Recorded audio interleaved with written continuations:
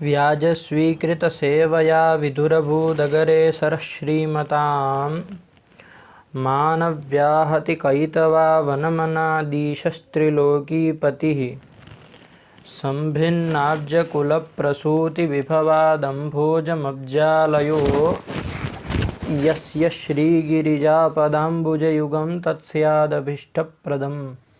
भगवत्यै नमः। पराम्बिकायै नमः। चलिए,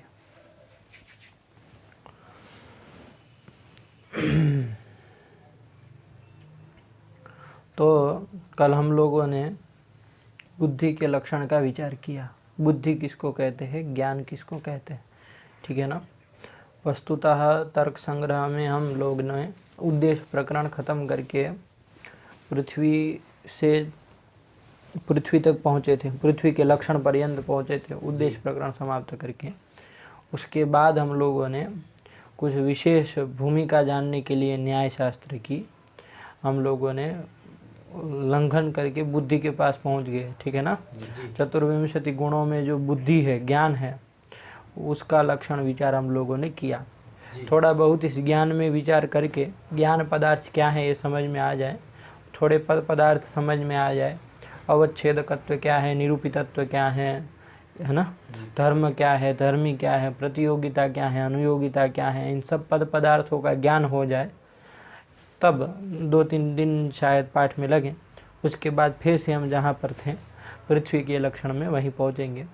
तो जो नित्य रूप से अध्ययन करने वाले छात्रगण हैं तो ऐसा न सोचे कि बीच का पाठ उपलब्ध नहीं है, ऐसा कुछ बात नहीं है, ठीक है ना। चलिए, तो ये कुछ विशेष प्रयोजन से हमने ये कार्य किया है। आप लोग ध्यान दीजिए और नियमित रूप से पढ़िए। पाठ संख्या उसमें लिखी हुई है, 1 2 3 उसी क्रम से पढ़िएगा, वही क्रम है, ठीक है। और पृथ्वी में हम बाद में जाएंगे, पृथ्वी का लक्षण विचार करेंगे। तो चलिए, आइए, हम लोगों ने कल बुद्धि के लक्षण में विचार किया। बुद्धि का लक्षण क्या कर दिया, निष्कर्ष क्या आया, बुद्धि का लक्षण क्या हुआ, सर्वव्यवहार साधारण कारणत्वं बुद्धिर्लक्षणम्। क्या, सर्वव्यवहार साधारण कारणत्वं बुद्धिर्लक्षणम्, ये कर दिया, ठीक है ना। गुणत्व की आवश्यकता नहीं है, यही तो निष्कर्ष रहा कि गुण क्यों कहा है मूल में। तो उसके लिए उन्होंने प्रयोजन बताया कि सांख्याभिमत जो द्रव्यत्व वती बुद्धि है उसका यहाँ निरसन करने के लिए हमने यहाँ गुण पद को मूल में दिया गया है, ये उन्होंने कहा। न तो लक्षण कुक्षी प्रविष्टम, लक्षण कुक्षी में वो प्रविष्ट नहीं है। बात समझ में आई। तो ये बात आप लोगों को ध्यान रखनी है। तो कुल मिला के कोई पूछे लक्षण क्या है यदि बुद्धि का, तो कोई फालतू बिना बकवाद किए सीधे ही क्या बोलेंगे, लक्षण का स्वरूप सर्वव्यवहार साधारण कारणत्वं बुद्धिर्लक्षणम्। जितने भी व्यवहार है ना, जितने भी व्यवहार है उन सब के प्रति जो असाधारण कारण होता है वही क्या है, ज्ञान है। देखिए, अतीत आदि जो व्यवहार होता है ना, अतीतः, वर्तमानः और भविष्यत्कालीनः इत्यादि जो भी व्यवहार होता है ना, उनके प्रति तो होता है असाधारण कारण काल भी होता है। इयम प्राची, इयम प्रतीची, है ना, इयम उदीची, इस तरह का ये जो व्यवहार है, ये जो व्यवहार, ये भी शब्द प्रयोगी है ना। इयम प्राची, ये पूर्व दिशा है, ये पश्चिम दिशा है, ये उत्तर दिशा है, ये दक्षिण दिशा। तो ये जो हम लोगों ने व्यवहार किया, मतलब शब्द प्रयोग किया, इयम प्राची इत्यादि जो व्यवहार किया, इस व्यवहार का तो असाधारण कारण दिख हो जाए, दिख हो जाए, क्योंकि दिशा, दिख मतलब दिशा, दिशा हो जाए, क्योंकि दिशा है तभी तो ये प्राची ये प्रतीची व्यवहार होगा। यदि दिशा ही ना हो तो कहाँ प्राची और कहाँ प्रतीची होगा, क्या नहीं ना होगा। तो उसके प्रति दिशा कारण हो जाए। लेकिन सर्व व्यवहार के प्रति जितने भी शब्द प्रयोग है दुनिया में, उसके प्रति यदि कोई असाधारण कारण है तो वो ज्ञान है। कोई यत्किंचित व्यवहार के प्रति कारण काल हो जाए, कोई यत्किंचित व्यवहार के प्रति कारण असाधारण कारण दिख हो जाए, कोई दिक्कत नहीं, ठीक है ना। लेकिन सर्व व्यवहार के प्रति यदि कोई असाधारण कारण होगा तो ज्ञान ही होगा। मान लीजिए सर्वपद हम ना दे, विचार करिए आप, ठीक है ना, टीकाएं हो गए, अब उसके बाद चलना है। सर्वपद हम लोग न दे तो क्या लक्षण होगा, व्यवहारासाधारण कारणत्वं बुद्धिर्लक्षणम्। बता सकते हो कहाँ दोष आएगा? बताओ बताओ, तुम बताओ। काल में, दिक में, इन सब में दोष आएगा। क्योंकि व्यवहार करके हम क्या व्यवहार लेंगे? अतीतादि व्यवहार ले लेंगे, चाहे प्राच्यादि व्यवहार ले लेंगे। इन सब व्यवहारों का असाधारण कारण जो है वो कौन है? काल है, काल है, दिक है। तो उसमें अतिव्याप्ति हो जाएगी। बात समझ में आई? इसलिए हमने सर्वपद दिया, सर्वपद दिया, सर्व व्यवहार नहीं कहा पागल, सर्वपद दिया। अभी तुम इससे मत गए गुजरे हो जाओ, कुछ आशा है आप लोगों से। तो सर्वपद दिया, ठीक है ना? सर्वपद दे दिया। तो सर्वपद जब दे देंगे तो क्या हो गया? साधारण कारणत्वम बुद्धिर्लक्षणम्, ये हो गया। अब जब सर्व व्यवहार का साधारण कारण बुद्धि है ना, सर्व व्यवहार का साधारण कारण बुद्धि है, तो अब जब ये कह दिया सर्व व्यवहार का साधारण कारण होना चाहिए, तो वो काल नहीं होगा। काल सर्व व्यवहार का असाधारण कारण नहीं है जी। काल जो है वो सर्व व्यवहार का असाधारण कारण नहीं है। अतीतादि केवल जो व्यवहार है, अतीत, वर्तमान इत्यादि जो व्यवहार है, इसके प्रति ही वो असाधारण कारण है। और दिक जो है ये प्राच्यादि व्यवहार के प्रति ही असाधारण कारण है, और ये सर्व व्यवहार के प्रति असाधारण कारण नहीं है। लेकिन ज्ञान एक ऐसी चीज है, चाहे जो भी व्यवहार हो सबके प्रति वो असाधारण कारण। आया सर्वपद की व्यावृत्ति पता चली? ठीक है ना? ये बात भी ध्यान दीजिए, भगवते नमः। ठीक है, तो ये कर दिया उन्होंने, बिल्कुल बात सही में कहूँ मैं, दिमाग में नहीं थी, अभी आई। तो ये बात ध्यान दीजिए, क्या कर दिया? सर्व व्यवहारा साधारण कारणत्वं बुद्धिर्लक्षणम्, ये कर दिया लक्षण का स्वरूप हुआ। और ये बुद्धि क्या है? यही बुद्धि जो है वही ज्ञान है और वही उपलब्धि है। ठीक है ना? इसका मैंने गौतम सूत्र भी आप लोगों को बताया, क्या है वो? बुद्धि उपलब्धि ज्ञानम इति अनर्थांतरम, बुद्धि ही उपलब्धि ही ज्ञानम इति अनर्थांतरम, कि बुद्धि और उपलब्धि और ज्ञान ये सब पर्याय है। आया कि नहीं आया? तो ये हो गया कि सर्व जितने भी शब्द प्रयोग है, व्यवहार है, उसके प्रति जो असाधारण कारण है वही ज्ञान है। तो कहीं अतिव्याप्ति नहीं होगी। ठीक हुआ? आगे चला जाए अब यहाँ पर देखिए, ये जो बुद्धि है, ये जो ज्ञान है, वो दो प्रकार का है। ठीक है ना? ये जो बुद्धि है, ये जो ज्ञान है, वो दो प्रकार का है। क्या क्या? स्मृति ही और अनुभव, स्मृति और अनुभव के भेद से। ठीक हुआ? स्मृति और अनुभव के भेद से दो प्रकार का है। अब देखिए, स्मृति क्या है चीज है और अनुभव क्या चीज है, इसको थोड़ा समझना चाहिए। ठीक है ना? लक्षण बक्षण तो अभी देखेंगे, वो बाद में समझ में आएगा। लेकिन स्मृति है क्या? स्मृति बराबर स्मरण। ठीक है ना? स्मृति मतलब स्मरण और कोई, और अनुभव दूसरा भेद। तो ये दो प्रकार के ज्ञान होते हैं। तो अब देखिए, अनुभवात्मक ज्ञान किसको कहते हैं और स्मरणात्मक ज्ञान किसको कहते हैं, देखना है हमको। तो देखिए, कोई भी चीज़ है, मान लीजिए आपने क्या किया, आपके सामने ये पुस्तक ये सब पड़ी हुई है कि नहीं है जी। आपने अपनी चक्षुर इंद्रिय के द्वारा, ये क्या है आपकी चक्षुर इंद्रिय है ना, है ना? अभी चक्षुर इंद्रिय का स्वरूप आएगा। ये इतना बड़ा गोला दिख रहा है, वो पूरा चक्षुर इंद्रिय नहीं है, कोई ताराग्रवर्ती जो है वही चक्षुर इंद्रिय है। तो वो उसमें अभी नहीं जाएंगे, अभी इतना समझिए स्थूल दृष्टि से कि क्या चीज़ है वो। तो चक्षुर इंद्रिय के द्वारा आपने किसी पुस्तक को, चाहे किसी भी चीज़ को देखा। मान लीजिए आप कहीं बाहर घूमने के लिए गए, जैसे आप मान लीजिए वृंदावन ही गए, महाराज जी है कि नहीं है? तो ये वृंदावन आप मान लीजिए घूमने के लिए गए, ठीक है ना? तो वहाँ पर आप लोगों ने क्या देखा सब कुछ चक्षुर इंद्रिय के द्वारा। ये महाराज जी का आश्रम देखा, है ना? वहाँ पर वो बाके बिहारी जी का मंदिर देखा, ये सब देखा कि नहीं देखा? उसकी ध्वज को देखा, सब कुछ देखा आपने, और भी अन्य अन्य घाटों को जो भी देखना था वो सब देखा। ठीक है? तो ये जो आपने चक्षुर इंद्रिय के द्वारा जो वो चीज़ों को देखा, है ना, तो आपको उन सब का ज्ञान हुआ कि नहीं? आश्रम का ज्ञान हुआ, वो मंदिर का ज्ञान हुआ, ये सब ज्ञान हुए कि नहीं हुए? ये अनुभवात्मक ज्ञान है। कैसा ज्ञान है? अनुभवात्मक ज्ञान है। यही अनुभवात्मक ज्ञान। अनुभव मतलब आप लोक में जो व्यवहार करते हैं उससे कुछ अलग हो जाए। ठीक है ना? जो आप लोक में अनुभव, अरे मुझको ये अनुभव हुआ, तो वहाँ तो कुछ अलग और में ले जाए, है ना, कुछ थोड़ा बहुत इधर हो जाए और थोड़ा मिलता जुलता भी है, लेकिन उसको भ्रांति हटाइए सबको। किसको अनुभवात्मक कहते हैं? तो जो आप चक्षुर आदि इंद्रियों के द्वारा जो आपने देखा है ना, वो जो ज्ञान हुआ आपको उन पदार्थों का, तो ये अनुभवात्मक ज्ञान कहलाए। उस समय जो आपने देखा, घूमने गए तब जब आपने देखा, उस समय जो आपको ज्ञान हुआ वो आपका अनुभवात्मक ज्ञान था। उसी समय ठीक है, वो आपका प्रत्यक्ष ज्ञान हुआ कि नहीं हुआ? इसी तरह केवल चक्षुर इंद्रिय ही नहीं, इसके बाद ये सब बाकी भी इंद्रिया है। कितनी इंद्रिया है हमारे यहाँ? 6 इंद्रिया है। कौन कौन? चक्षुरेंद्रिय, घ्राणेन्द्रिय, श्रोत्रेंद्रिय, रसनेन्द्रिय और मन हो गए 6। त्वगेंद्रिय और मन। देखो इस क्रम से ये सर करोगे ना, इधर उधर तो नहीं होगा, उसको एक क्रम से याद रखना होगा, ठीक है ना। सर्वप्रथम आप लीजिए घ्राणेन्द्रिय, नाम जैसे कह रहा हूँ वैसे याद रखिए, घ्राणेन्द्रिय, ठीक है ना। घ्राणेन्द्रिय मतलब ये, जैसे मान लीजिए कोई फूल है ना, आपने उसको सूंघा अपनी घ्राणेन्द्रिय के द्वारा, तो आपको उसके गंध का प्रत्यक्ष हुआ ना, कैसी गंध है, अरे अच्छी है कि बुरी है, होता है कि नहीं होता है ना। सुगंध है कि दुर्गंध है, ये प्रत्यक्ष होता है कि नहीं होता है। तो ये आपने अपनी घ्राणेन्द्रिय के द्वारा क्या किया? प्रत्यक्ष किया। ये प्रत्यक्ष किया आपने, ठीक है ना। ये भी इंद्रियों के द्वारा जो ज्ञान हुआ वो प्रत्यक्ष हुआ, तो ये प्रत्यक्ष ज्ञान हुआ, ये अनुभवात्मक ज्ञान कहलाएगा।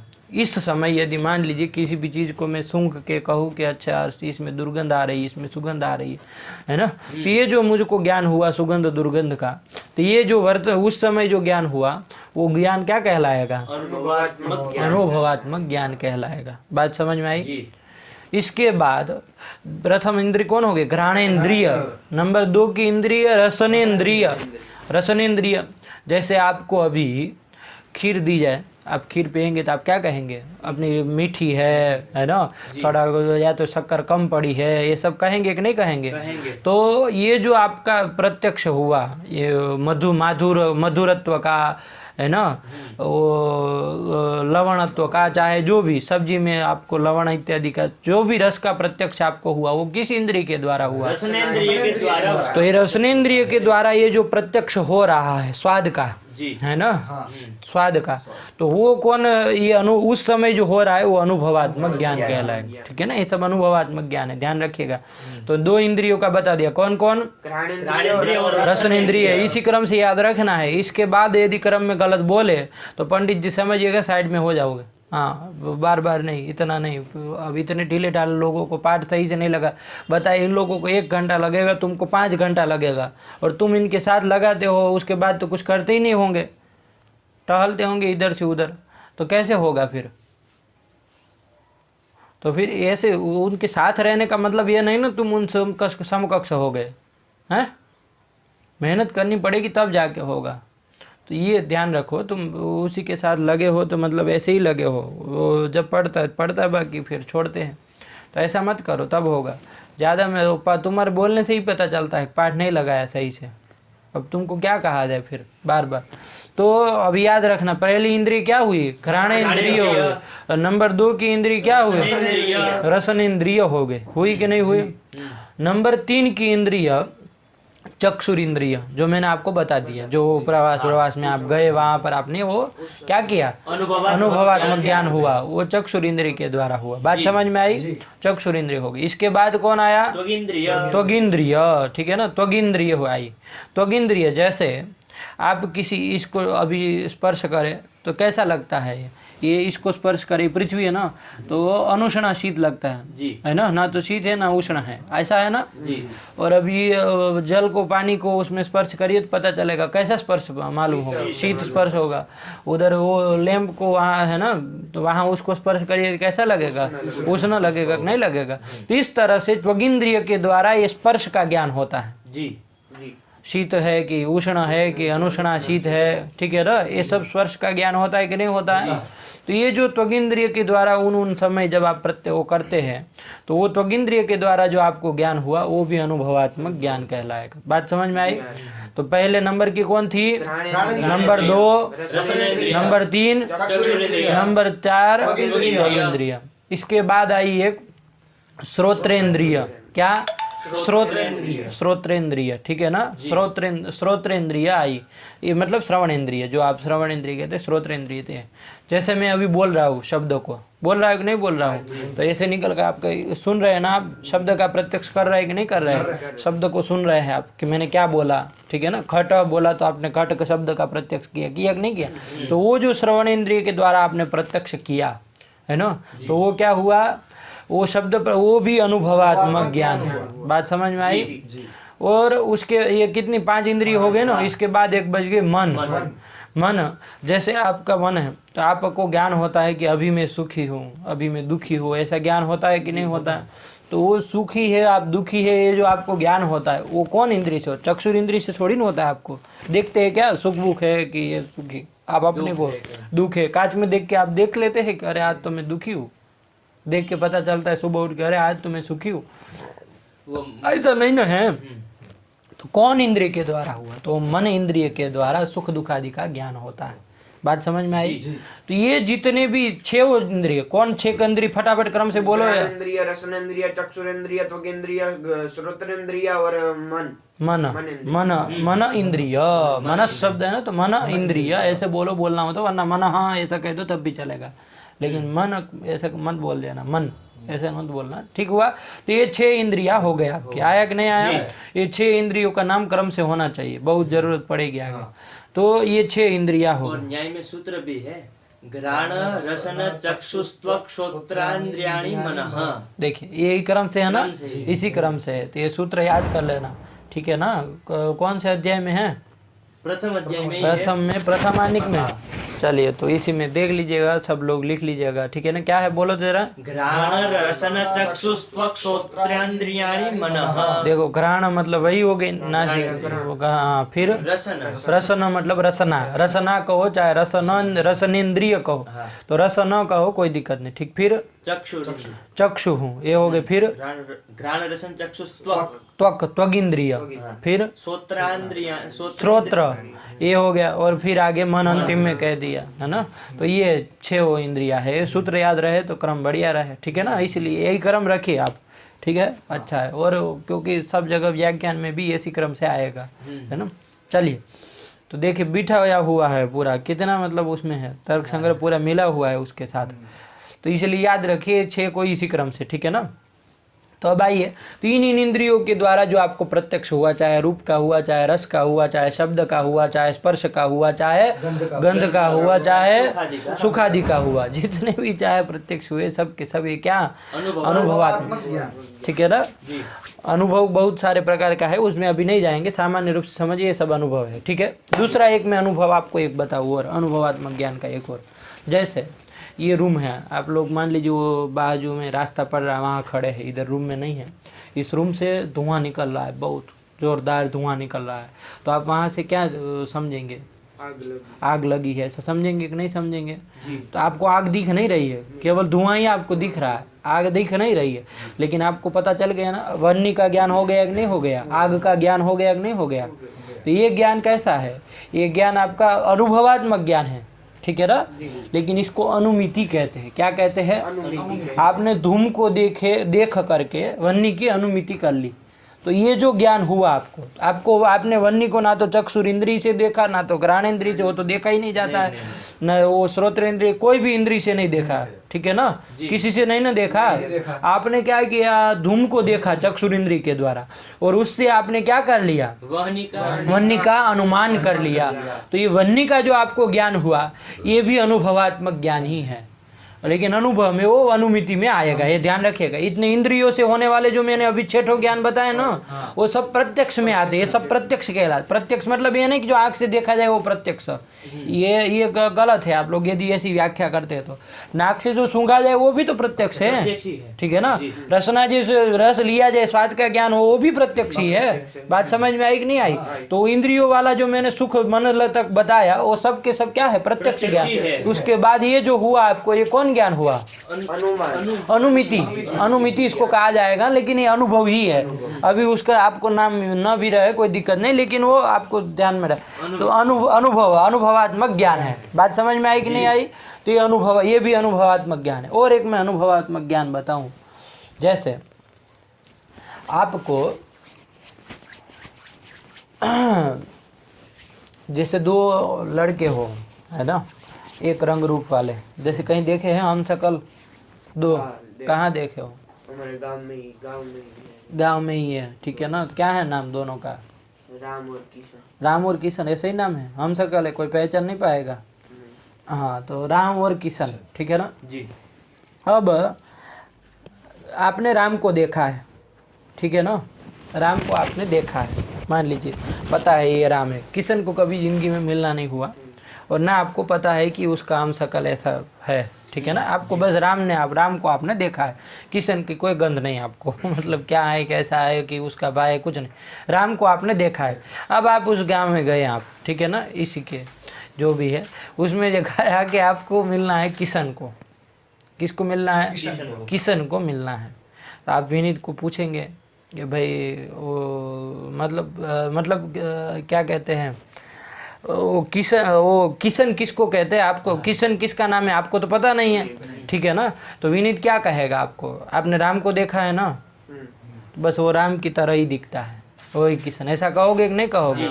कहोगे ना, कहोगे।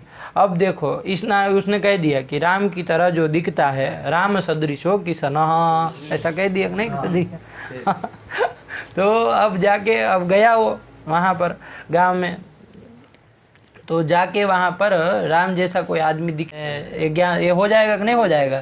तो ये जो उसको ज्ञान हुआ ये किशन है, ज्ञान हुआ कि नहीं हुआ कि इसका नाम किशन है, ये किशन नाम है और ये उसका संगी है। तो संज्ञा संगी का ज्ञान हो गया कि नहीं हो गया? ये जो अभी आपको ज्ञान हुआ, ये जो अभी आपको ज्ञान हुआ, ये भी ज्ञान क्या, कैसा ज्ञान कहलाएगा? ये भी ये ज्ञान अनुभवात्मक ज्ञान ही है। लेकिन अनुभवात्मक ज्ञान में से ये कोई ना तो प्रत्यक्ष में आता है ना तो उपमिति में आता है, अनुमिति में आता, ना तो प्रत्यक्ष में आता ना तो अनुमिति में आता। ये उपमितियात्मक ज्ञान, उपमिति ज्ञान कहलाएगा। बात समझ में आई? ये भी अनुभवात्मक ज्ञान है, इसका नाम किशन है। ये भी एक ज्ञान ही है ना, है ना। आपको पता चल गया इसका नाम किशन है। तो ये कोई वो नहीं ना हुआ चक्षुर इंद्रिय के द्वारा प्रत्यक्ष, चक्षुर इंद्रिय से आप उस लड़के को देख रहे हैं, लेकिन इसका नाम किशन है। ये जो ज्ञान हुआ आपको संज्ञा संज्ञा का, ये ज्ञान जो है वो उपमित्यात्मक ज्ञान है, इसको भी अनुभवात्मक ज्ञान कहते हैं। तुम समझ में आ रहा है कि मतलब ऐसे मुंड हिला रहे हो, बाकी मैं छोड़ू फिर? हाँ तभी, वरना तुम फिर पता चला कि कहीं तुम गांव में चले गए। ठीक, ये हुआ। इसके बाद आया इसके बाद ये कौन अनुभवात्मक ज्ञान कहूँ आप लोगों को? जैसे कि भाई आपने कभी मान लीजिए हरिद्वार गए हो घूमने के लिए? नहीं गए हो ना, हरिद्वार नहीं गए हो, वहाँ की गंगा आपने नहीं देखी है, ठीक है ना। अब मैं तुमको यहाँ पर बता दूँ कि वहाँ पर गंगा जो है बहुत स्वच्छ पानी है, बहुत जल प्रवाह, बहुत प्रवाह रहता है, बहुत ठंडा होता है। तो तुमको ये ज्ञान हो गया कि नहीं हो गया? वहाँ की गंगा जी कैसी है, ज्ञान हो गया कि नहीं हो गया? बात समझ में आई? हुआ ना कि वहाँ जो गंगा जी है वो कैसी है, स्वच्छ है, वो जल प्रवाह उसका बहुत तेज है, इधर काशी की तरह नहीं है, शांत चलता है, उसमें पैर एक पैर से खड़े रहो निकल ले जाए साथ में, है ना। तो और बहुत ठंडा जल है। तो इस तरह से मैं तुमको थोड़ी बातें बताऊँ, तुमको ज्ञान हो जाएगा कि नहीं हो जाएगा? तो देखो ये प्रत्यक्ष ज्ञान, किसी इंद्रिय के द्वारा तुमने गंगा जी को देखा, चाहे उसका स्पर्श किया, कुछ नहीं ना है। फिर अनुमित्यात्मक है क्या? अनुमिति कर ली तुमने ज्ञान कि वहाँ का पानी ठंडा होगा, ऐसे अनुमति नहीं ना की है किसी को देख के। और उपमिति है क्या? ये संज्ञा संज्ञी का ज्ञान हुआ है क्या तुमको? नहीं ना हुआ है। ये जो ज्ञान है वो भी अनुभवात्मक ज्ञान है, लेकिन वो कौन सा ज्ञान है? शाब्द ज्ञान इसको कहते हैं। क्या कहते हैं? शाब्द ज्ञान, ठीक है ना, शाब्द ज्ञान कहते हैं। मैंने तुमको प्रत्यक्ष बताया, अनुमान, अनुमिति बताया। एक शब्द गलत कर दिए ना तो खोपड़ा फाड़ दूंगा। हाँ, ये मुझको बिल्कुल नहीं चाहिए। वो अनुमान कहाँ से आया? अनुमान कोई कहा ही नहीं है कोई। क्या है? प्रत्यक्ष अनुभव, अनुमिति अनुभव, उपमिति अनुभव। अनुभव छोड़िए, अनुभव को मत जोड़िए। प्रत्यक्ष, अनुमिति, उपमिति और शाब्द, ये जितने भी ज्ञान अभी आपको बताए, इससे और भी है भेद प्रभेद। अभी हम लोग मोटे मोटे से देखे हैं, लेकिन लग रहा है कि जड़ को समझ में नहीं आ रहा। तो ये जो ज्ञान बताए ये सब क्या है? अनुभवात्मक ज्ञान है। बात समझ में आया? ये सब क्या ज्ञान है? अनुभवात्मक, ये सब अनुभवात्मक ज्ञान। ठीक हुआ। अभी फिलहाल हम अभी एक को ले लेते हैं। चक्षुर इंद्रिय के द्वारा आपने जो मान लीजिए किसी घट को देखा, ठीक है ना, चाहे वो आपने वृंदावन में किसी मंदिर को देखा एक विशेष प्रकार के, तो वो मंदिर को आपने चक्षुर इंद्रिय के द्वारा देखा उस समय, तो उस समय तो प्रत्यक्ष ज्ञान था। जैसे ही वो 2 क्षण रहेगा ज्ञान जो वो आपको हो रहा है चक्षुर इंद्रिय, जैसे मान लीजिए आपने अभी इस हाथ को देखा, तो ये ज्ञान जो है बस ये प्रत्यक्ष जो ज्ञान है वो तो 2 ही क्षण रहेगा ना, खत्म हो गया। बात समझ में आई कि नहीं आई? तो ज्ञान जो है वो द्विक्षणावस्थाई होता है, ठीक है ना। तो इसमें अभी जाने की अभी जरूरत नहीं, वो क्षण बन समझ में नहीं आएगा, लेकिन सामान्य रूप से रखिए कि वो ज्ञान जो आपको वहाँ पर उस समय हुआ था मंदिर आदि का ज्ञान, वो ज्ञान कैसा था? प्रत्यक्ष ज्ञान था, चक्षुर इंद्रिय के द्वारा था, उसी को अनुभवात्मक ज्ञान कहते। अब देखिए आप तो वहां से चले आए, वो ज्ञान तो नष्ट हो गया कि नहीं हो गया? लेकिन वो ज्ञान जो आपको हुआ उससे आपकी आत्मा में एक संस्कार बैठ गया, आपकी आत्मा में एक संस्कार बैठ गया, ठीक है ना।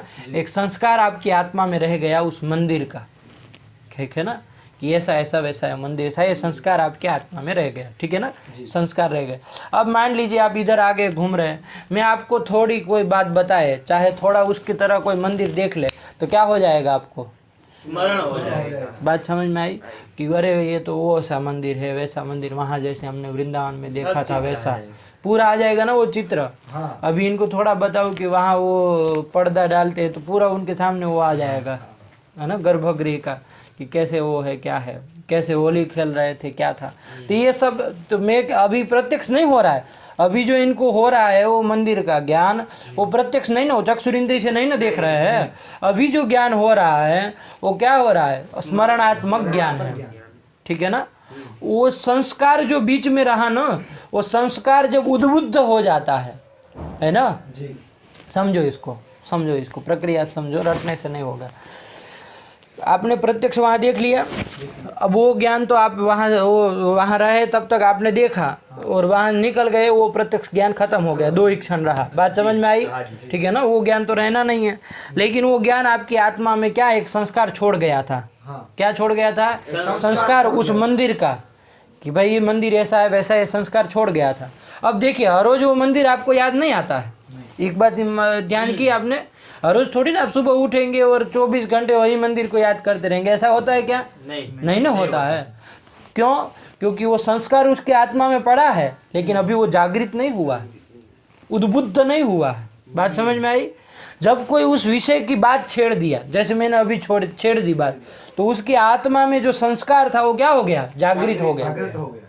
हुआ कि नहीं हुआ? तो ये संस्कार जब उद्बुद्ध हो गया, तो इस संस्कार के द्वारा क्या हो गया?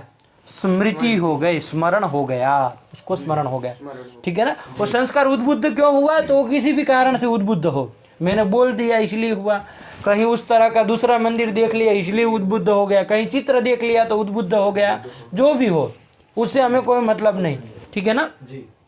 बुद्ध हो गया, अतः उससे तुरंत उसके बाद उसको क्या हो गया?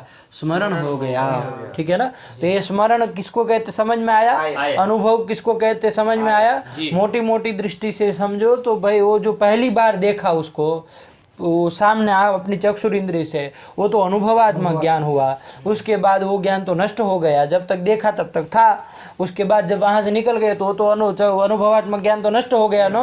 उसके बाद जब हम आए यहाँ पर तो वो ज्ञान नष्ट हो गया, लेकिन उसने क्या कर दिया? उसकी आत्मा में एक संस्कार छोड़ दिया, और जब वो संस्कार उसकी आत्मा में रह गया, तब कालांतर में जब कभी भी क्या हुआ? कालांतर में जब उसका वो संस्कार को उद्बुद्ध करने की कुछ चीज मिल गई, उद्बोधक कुछ मिल गया, तब वो संस्कार उद्बुद्ध हो गया और उसको स्मरणात्मक ज्ञान हो गया। तो यही स्मरणात्मक दूसरा ज्ञान है, ठीक है ना। चलिए, इसमें एक समय हो रहा है, रख रहा हूँ पाठ यहीं पर। स्मरणात्मक ज्ञान इसको कहते हैं। आप लोग इसको बैठा के लाएंगे कि भाई अनुभवात्मक ज्ञान क्या है और स्मरणात्मक ज्ञान है, इसको समझ के रखिएगा, ठीक। चलिए कहाँ से कटा था? स्मरण के स्मृति और स्मरण में हम लोगों ने थोड़ा विचार कर रहे थे, वहीं से थोड़ा विक्षेप हो गया। तो हम लोगों को ये विचार करना था कि वे स्मरण किसको कहते हैं, स्मृति किसको कहते हैं। तो अनुभवात्मक ज्ञान हम लोगों ने बहुत सारे देखे, ठीक है ना, उदाहरण के तौर पर कि किसको किसको अनुभव कहा जाए। तो ये जो भी अनुभव होंगे वो अनुभवात्मक ज्ञान जो होगा वो तो 2 क्षण रहेगा, नष्ट हो जाएगा। उसके बाद वो ज्ञान वो क्या कर देगा, उसकी आत्मा में एक संस्कार छोड़ देगा। वो संस्कार उसकी आत्मा में बना रहेगा। और जब कभी भी कोई उद्बोधक मिलेगा, है ना, जैसे वो चिंगारी, वो बारूद रखा है, एक चिंगारी उसको मिल जाए तो फट जाएगा ना, तो वो क्या, वो जला, वो मिल गया, उद्बोधक मिल गया उसको। तो उसी तरह यहाँ पर भी कुछ ऐसे उद्बोधक मिल जाए तो वो संस्कार उद्बुद्ध हो जाएगा। और उद्बुद्ध हो जाएगा तो स्मरण, आपको स्मरणात्मक ज्ञान हो जाएगा उन पदार्थों का। बात समझ में आई? तो ये वस्तु स्थिति है। तो स्मरणात्मक ज्ञान जो है वो किससे हुआ? संस्कार से हुआ, है ना। आप कहेंगे वो पहले ज्ञान हुआ था इसलिए हुआ, तो ठीक है, इसीलिए हुआ है, लेकिन पैदा किससे हुआ? यदि कोई पूछे कि ये स्मरणात्मक जो ज्ञान है, स्मृति जो ज्ञान है, वो किससे पैदा हुआ, तो क्या कहेंगे? संस्कार से। वो जो उसकी आत्मा में संस्कार था, उसी संस्कार से स्मृति उत्पन्न हुई। बात समझ में आई कि नहीं आई? वो ज्ञान आपको दिमाग में सामान्य रूप से यदि हो तो आपको यही हो कि अरे उसी से हुआ है, वो जो प्रत्यक्ष ज्ञान है उसी से हुआ। लेकिन उससे नहीं कह सकते, क्योंकि वो तो 2 क्षण रहा, वो तो नष्ट हो गया है। तो जो चीज नष्ट हो गई वो क्या कैसे को पैदा कर सकती है क्या? मान लीजिए कोई पुरुष चाहे कोई स्त्री पैदा हो गई तो बच्चा पैदा कर सकते हैं क्या? नहीं ना कर सकते हैं। बात समझ में? जो चीज नष्ट हो गई वो तो नहीं ना कर सकते हैं। तो इसी तरह से उसको, उससे वो कारण जरूर रहेगा, है ना, परंपरिया वो कारण तो उसमें जाएगा, कोई दिक्कत नहीं। लेकिन किससे पैदा हुआ यदि प्रश्न हो तो किससे पैदा हुआ है? वो संस्कार से स्मरण पैदा हुआ है, संस्कार से स्मरण उत्पन्न हुआ है। तो स्मृति का जनक कौन हो गया? संस्कार। संस्कार से जन्य कौन हो गए? जो भी ज्ञान हुआ वो कौन?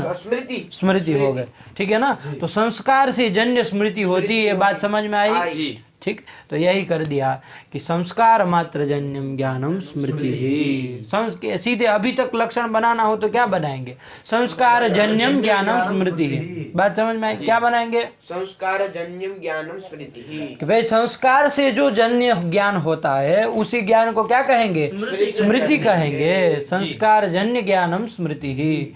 समझ में आया? स्मृति का लक्षण अब घटा पाओगे ना कैसे? कैसे संस्कार जन्य, वरना बैठेगा नहीं, ऐसे ही बिठाने जाओगे तो संस्कार से जन्य जो ज्ञान होता है वो स्मृति है। तो लक्षण ठीक है ये, अभी कोई दिक्कत नहीं ना है, क्योंकि वो अनुभवात्मक जो ज्ञान है किसी इंद्रिय के द्वारा होगा। वो तो प्रत्यक्ष यदि लेंगे तो वो तो किसी इंद्रियों के द्वारा होगा, चाहे धूमादि के द्वारा होगा, चाहे वो क्या अतिदेश वाक्य, चाहे शब्द के द्वारा, इन सब से होगा। लेकिन संस्कार से उसमें से कोई भी हुआ था अनुभवात्मक ज्ञान? संस्कार से हुआ हो ऐसा नहीं ना था। वो हो जाने के बाद संस्कार उत्पन्न हुआ और उस संस्कार से स्मृति हुई कालांतर में। बात समझ में आई कि नहीं आई? तो ये जो स्मृति है वो संस्कार जन्य है। तो संस्कार जन्यम ज्ञानम स्मृति ही। तो संस्कार जन्य ज्ञान यही होता है ना। संस्कार जन्य ज्ञान कौन होता है? यही होता है, स्मृति होता है। तो यही स्मृति है। बात समझ में आई कि संस्कार जन्यम ज्ञानम स्मृति। तो ये हो गया, ठीक सामने। तो कहा कि देखो भाई, यदि इतना ही लक्षण बनाओगे, संस्कार जन्यम ज्ञानम स्मृति ही, ठीक है ना, संस्कार जन्यम ज्ञानम स्मृति ही, तो गड़बड़ होगी, कहीं दोष आएगा। कहाँ आएगा? थोड़ा पहले देख लेते हैं कहाँ दोष आएगा। देखिए, एक ज्ञान होता है प्रत्यभिज्ञा। क्या? प्रत्यभिज्ञा। बोलो तुम, अंतिम वाले वर्ण उसको अंदर दबा देता है। उसको लगता है कि मैं गलत बोल जाऊंगा तो डांटेंगे, तो फिर यही रहो फिर। हैं क्या? हाँ, आवाज निकल। ये लोग कैसे बोलते हैं? धड़ल्ले से बोलते हैं कि नहीं बोलते हैं? बस थोड़ी डांट पड़ेगी, इतना गलत बोलेंगे तो, लेकिन अंदर वो रह जाएगा तो आजीवन कोई मूर्ख ही कहेगा तुमको, है ना। उससे अच्छा ना पढ़ो न्याय शास्त्र। मूर्ख तो कम से कम हो, ऐसे मूर्ख कहेगी, पढ़ाई नहीं है। लेकिन पढ़ के यदि गलत बोलोगे तो फिर तो जाएगा, पाताल में भी जगह नहीं उसके लिए। तो ठीक है। क्या? प्रत्यभिज्ञा। प्रत्यभिज्ञा ज्ञान किसको कहते हैं उसको समझो, प्रक्रिया से समझो किसको कहते हैं। देखिए, आपने किसी व्यक्ति को, है ना, कहीं पर देखा। मान लीजिए कोई देवदत्त नाम का लड़का है, उस लड़के को आपने कहीं मेले में देखा, ठीक है ना। मेले में आपने उसको देखा, उसके साथ बात की, जो किया हो किया, आपने उसको मेले में देखा पहली बार। तो वो जो ज्ञान हुआ मेले में आपने उसको देखा, वो ज्ञान कैसा है? वो क्या कैसा ज्ञान कहलाएगा? अनुभव कहलाएगा। अनुभवात्मक ज्ञान है। बस ठीक कहा, बस इतना ध्यान रखो तो हो गया, वो अनुभवात्मक ज्ञान है। ठीक हुआ। जी अब मान लीजिए वो लड़का यहीं बनारस में कहीं घूमते घामते पहुंच गया है ना, और यहाँ पर आपने उसको काशी में देख लिया, काशी में फिर से देखा, तो आप क्या कहते हैं? अरे ये तो वही देवदत्त है, कहते हैं कि नहीं कहते हैं? स्वयं देवदत्त। संस्कृत में बोलेंगे क्या बोलेंगे? स्वयं देवदत्त। अरे ये तो वही देवदत्त है। बात समझ में आई? जी तो स्वयं देवदत्त है ये जो आपको अभी ज्ञान हो रहा है, ये कैसा ज्ञान है?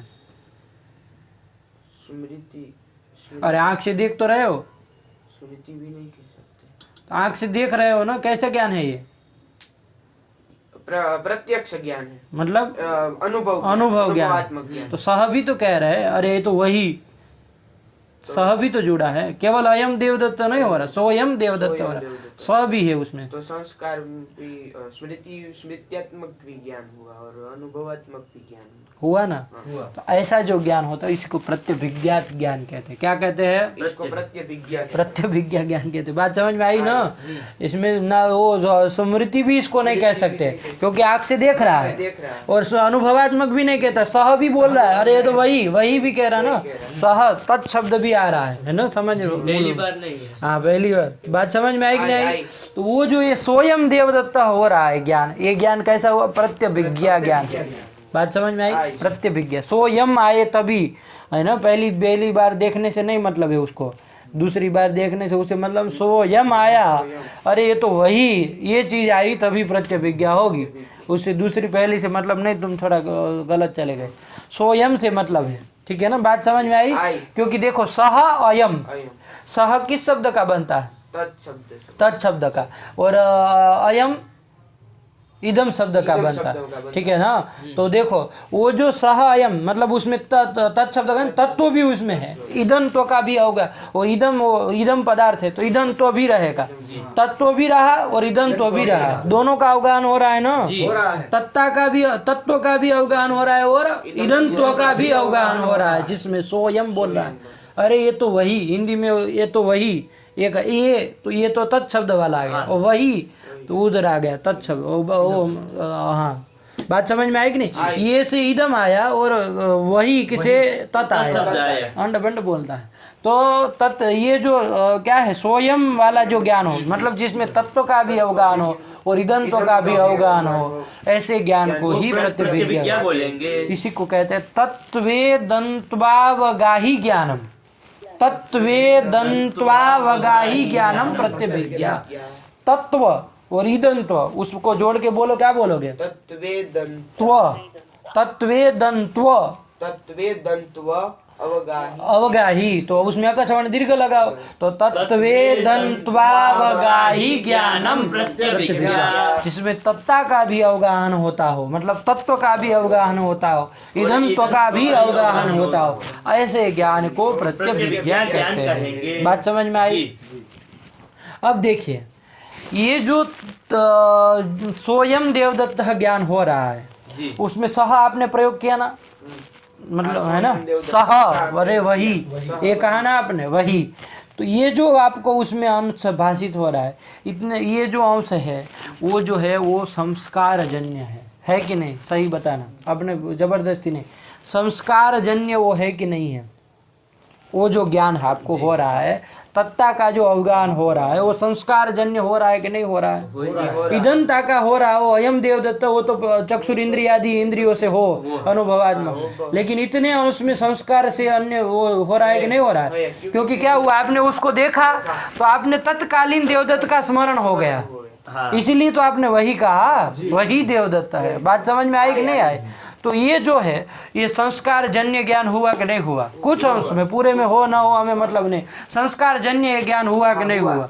हो गया। तो देखिए आपने किसका लक्षण, स्मृति का लक्षण किया था, क्या किया था? संस्कार जन्य ज्ञानम स्मृति, ये कर दिया था, संस्कार जन्य ज्ञानम स्मृति है। अब बताओ संस्कार जन्य, अब देखो इसको थोड़ा तोड़ देना हो तोड़ दो, संस्कार जन्यत्वे सति ज्ञानत्वम, दो चीजें इसमें, ज्ञान विशेषण है और विशेष्य है, और संस्कार जन्यत्व विशेषण हो जाएगा। तो पूरा बोलना क्या बोलेंगे? संस्कार जन्यत्वे सति ज्ञानत्वम स्मृतेर लक्षणम, क्या बोलोगे? संस्कार जन्यत्वे सति ज्ञानत्वम स्मृतेर लक्षणम, लक्षणम ये कर दिया। अब देखो ये जो प्रत्यय विज्ञात्मक ज्ञान हुआ, इसमें संस्कार जन्यत्व है कि नहीं है? आदि है कुछ अंश में, कुछ अंश में है कि नहीं है? बस इतना बोलो।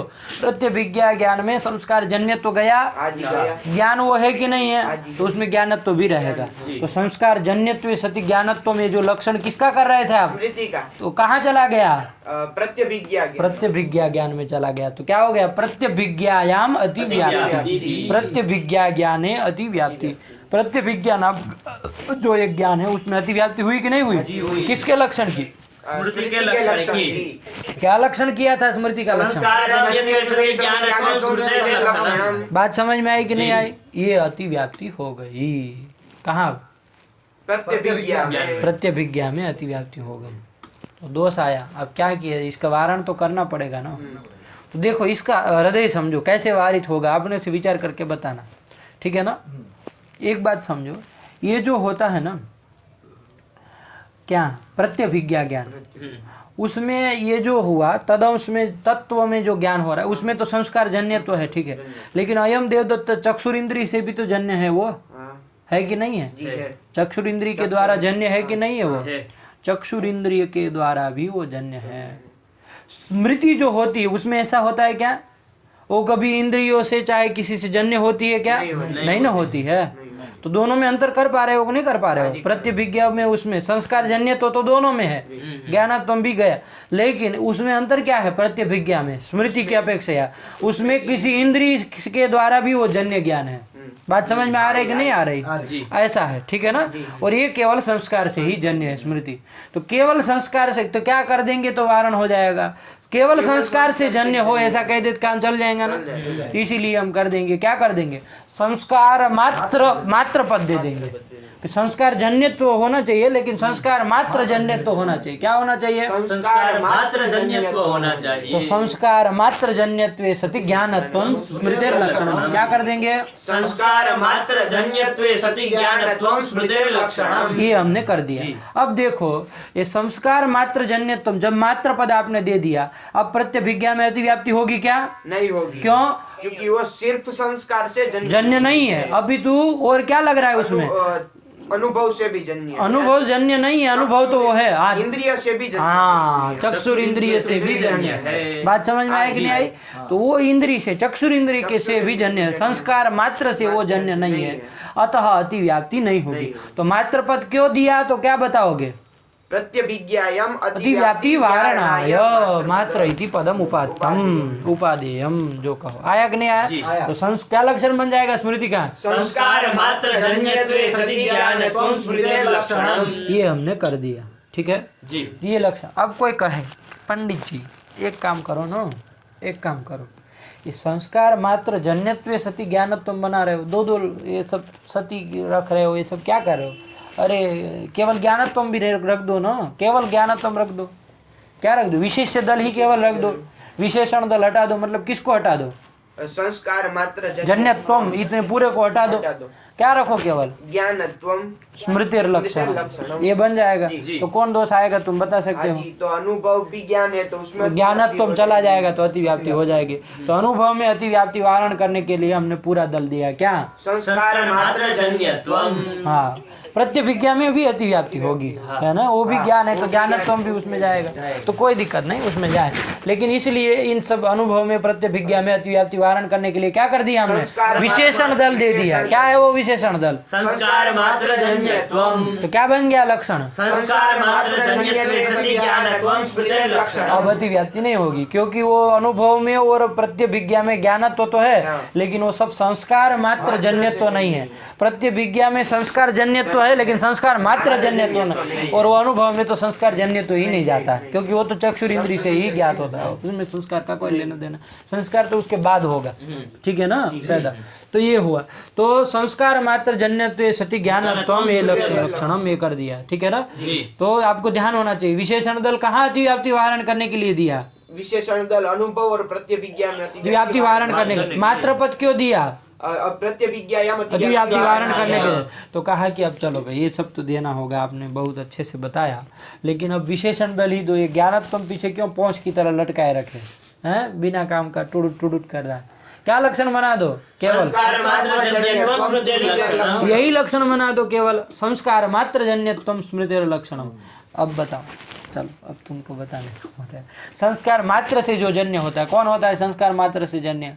अरे वही तो होता है, स्मृति ही तो होती है ना। वो ना तो अनुभव होता है, ना तो वो कोई होता है। तो फिर ज्ञान तो फाल तुम क्या देना?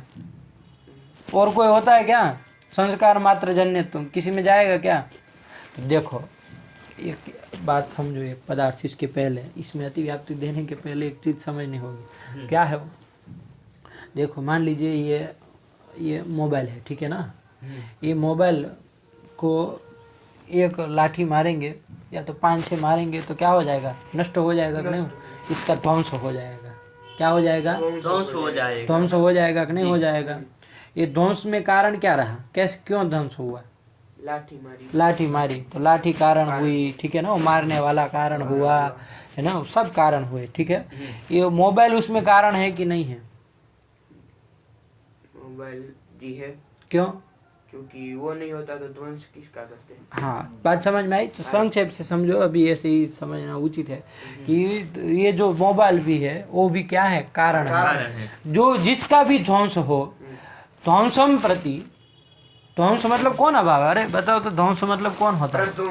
प्रध्वंसाभाव। हाँ पता है ना। तो ध्वंस के प्रति मतलब प्रध्वंसाभाव के प्रति उसका प्रतियोगी जो होता है वो भी कारण होता है। बात समझ में आई? जैसे घट ध्वंस हुआ तो घट ध्वंस के प्रति कौन कारण होगा? घट और भी होगा, मैं मना नहीं करता, और सब कारण नहीं होते, ये नहीं कह रहा हूँ, लेकिन प्रतियोगी भी कारण होता है। इसलिए क्या हम कहते हैं? ध्वंसम प्रति प्रतियोगिनः कारणत्वम। ध्वंसम प्रति प्रतियोगिनः कारणत्वम। इसको यदि ऐसे ना, ध्वंसम प्रति प्रतियोगी कारणम ऐसे भी बोल दो, कोई दिक्कत नहीं, ठीक है ना। ध्वंसम प्रति प्रतियोगी कारणम, ध्वंस के प्रति जो प्रतियोगी होता है वो भी कारण होता है। बात समझ में आई? अब देखो ये संस्कार जो है ना, संस्कार पैदा किससे हुआ था? किससे उत्पन्न हुआ था? बताया था कुछ। संस्कार उत्पन्न कैसे होता है? पहले हम अनुभवात्मक ज्ञान से। सीधे बोलो, ठीक है ना। तुम बोलने वही जा रहे थे, पहले वहां देखा उसी से, तो वही अनुभव से वो उत्पन्न होता हुआ, ठीक हुआ। अब देखो क्या होता है, कभी कभी बहुत समय बीत जाता है ना, तो संस्कार नष्ट हो जाता है कि नहीं हो जाता है? संस्कार वो जो है वो आत्मा में हो गया, उस समय पैदा तो हो गया, है ना। लेकिन मान लीजिए बहुत काल बीत जाए, 50 साल के बाद वो आदमी आपको आके मिले तो आप उसको याद कर पाएंगे? नहीं कर पाएंगे। क्यों? क्योंकि लंबा काल बीत गया, इसलिए क्या, वो संस्कार नष्ट हो गया है। तो उद्बोधक के मिलने पर भी वो उद्बुद्ध हो ही नहीं रहा। अब जब संस्कार ही नष्ट हो गया तो क्या करे? संस्कार का ही ध्वंस हो गया। संस्कार का भी ध्वंस हो जाता है। कैसे कैसे होता है? तो एक तो लंबा काल हो जाए, बहुत चिरकाल, है ना, बहुत लंबा काल बीत जाए तो भी संस्कार का नाश हो जाता है। जरूरी नहीं कि हो ही जाए, लेकिन हो भी जाता है। देखते बुजुर्ग में लोग भूल जाते सब बातें कि अरे तुम अभी एक है हमारे यहाँ ही, एक हमारे संबंधी में ही कोई, लेकिन वो भूल जाते हैं। जैसे आप सुबह उनको मिलने गए कि भाई मैं आया हूँ, ऐसा आप मिल लेंगे, तो फिर शाम को जाएंगे, अरे तुम कब आए, ऐसे पूछते हैं। तो ये हो जाता है। अब उनको जो ये हुआ तो चिरकाल के कारण नहीं हुआ है। अरे चिरकाल का सुबह ही तो देखे थे, लेकिन उनको ऐसा कुछ रोग हो गया, भूलने की बीमारी, कहते हैं कि नहीं कहते? तो भूल मतलब वो रोग से भी वो संस्कार नष्ट हो जाता है। वहाँ चिरकाल नहीं था, ध्यान देना। वो तो सुबह ही में मिला था उनको कि भाई मैं आ गया। अब शाम को फिर वो पूछ रहे अरे कब आए तुम, तो ये चिरकाल तो नहीं ना हुआ, है ना। लेकिन वहाँ क्यों, उनका संस्कार नष्ट हो गया। सुबह मुझको जब देखा तो प्रत्यक्ष हुआ था, उनके आत्मा में संस्कार भी बैठा है ना, लेकिन वो संस्कार किसी रोग के कारण नष्ट हो गया। तो फिर से जब कोई मैं सामने जा रहा हूँ फिर भी नहीं कह रहा, वो फिर भी नया प्रश्न कर रहे, मतलब कब आए, ठीक है ना। तो इस तरह से तो संस्कार बहुत कारणों से नष्ट होता है, चिरकाल से भी होता है, रोग से भी होता है, और भी हो, ठीक है ना, कारण। तो इस सब से क्या हो जाता है, संस्कार का ध्वंस हो जाता है, नाश हो जाता है, ठीक है ना, संस्कार का प्रध्वंसा भाव हो जाता है। तो अब देखो ये घट का ध्वंस होता है तो प्रतियोगी कौन होता है? पट ध्वंस का प्रतियोगी कौन होता है? ठीक है ना। तो पट ध्वंस के प्रति उसका प्रतियोगी कारण है, मतलब कौन कारण है? पट कारण है। घट ध्वंस के प्रति कौन कारण है? उसी तरह संस्कार ध्वंस के प्रति कौन कारण है? संस्कार कारण संस्कार कारण है, ठीक है ना। संस्कार ध्वंस का प्रतियोगी कौन? संस्कार है, वही कारण है। तो संस्कार के ध्वंस के प्रति संस्कार भी कारण है। बात समझ में आई कि नहीं आई? ये हुआ। अब देखो, ये जो संस्कार का ध्वंस हुआ वो संस्कार जन्य हुआ कि नहीं हुआ? हुआ। संस्कार जन्य हुआ कि नहीं हुआ? बात समझ में आई कि नहीं? तो संस्कार मात्र जन्य तो उसमें जाएगा कि नहीं जाएगा? जाएगा, है ना। इसको थोड़ा विचार अभी करते हैं, ठीक है ना। समझ रहा हो क्या प्रश्न हो सकता है इसमें। तो संस्कार मात्र जन्य तो उसमें जाएगा कि नहीं जाएगा? ज्ञानत्व पद यदि आप न दे, हमारा प्रश्न कहाँ से था कि विशेष से दल न दे, क्या लक्षण बना है? संस्कार मात्र जन्यत्वं स्मृतेर्लक्षणम्। लक्षणम, ठीक है ना, स्मृतिर लक्षणम। अब ये लक्षण जब बनाएंगे तो वो जो संस्कार ध्वंस है वो किससे जन्य है? संस्कार से जन्य है कि नहीं है? तो संस्कार मात्र जन्य तो उसमें चला गया कि नहीं चला गया? तो क्या हुआ? अतिव्याप्ति हुई ना। और स्मृति का लक्षण कर रहे थे और अभाव में चला गया। संस्कार ध्वंस मतलब प्रध्वंस अभाव ही है ना, तो अभाव में चला गया, क्या हुआ? अतिव्याप्ति हुई कि नहीं हुई? ये हुई। लेकिन अभी थोड़ा ठीक से देखो, अतिव्याप्ति हो रही है कि नहीं हो रही है? संस्कार मात्र जन्य तो जाएगा क्या इसमें? बोलते तो आ रहे हैं, ठीक है ना। भगवती नमः कुछ। चलिए, तो संस्कार मात्र जन्यत्व जाएगा उसमें क्या? संस्कार मात्र जन्यत्व ये लोग कह रहे नहीं जाएगा, तुमने आ कर दी। जाएगा संस्कार मात्र जन्यत्व। संस्कार का ध्वंस जो है वो संस्कार मात्र से जन्य होता है। नहीं नहीं नहीं, ध्वंस के प्रति तो वो चिरकाल इत्यादि भी कारण है। नहीं होगा, नहीं जाएगा। नहीं जाएगा तो फिर अतिव्याप्ति कैसे देंगे? बड़े विचित्र लोग ये सब। तो कैसे अतिव्याप्ति देंगे फिर? तो नहीं होगी ना अतिव्याप्ति। तो फिर ज्ञान तुम क्यों रखा फिर?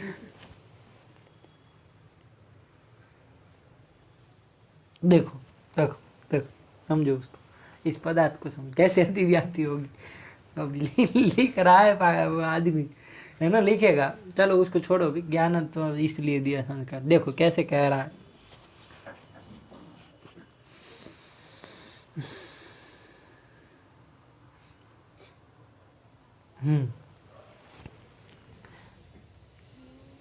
संस्कार का ध्वंस जो है, संस्कार का जो ध्वंस है उसके प्रति कौन कौन मैंने बताया कारण?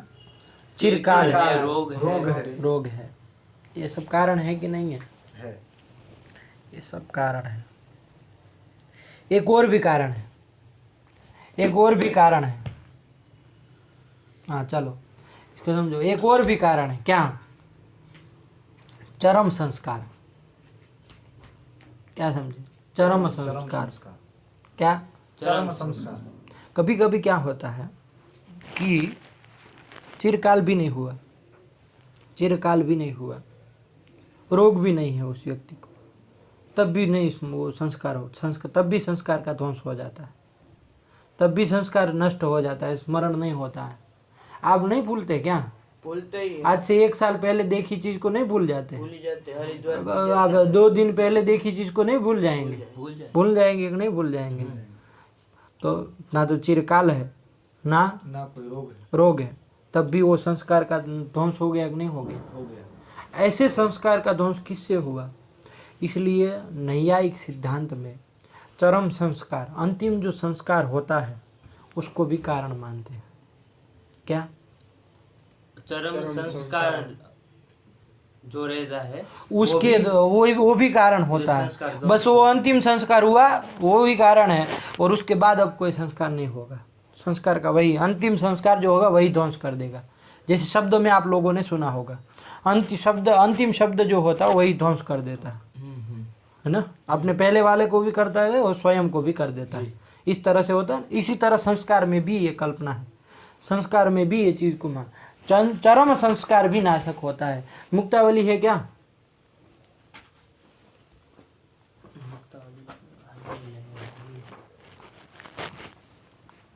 उसमें तो नहीं होगी, मुक्तावली नहीं है वहाँ।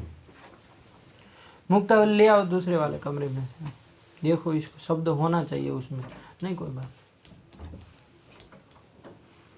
ये होना चाहिए उसमें। जल्दी जाओ ना यार, तुम आधा घंटा लगाओ कि इधर कमरा खोलने बंद करने में। नहीं नहीं नहीं नहीं, वही वही रखी। नहीं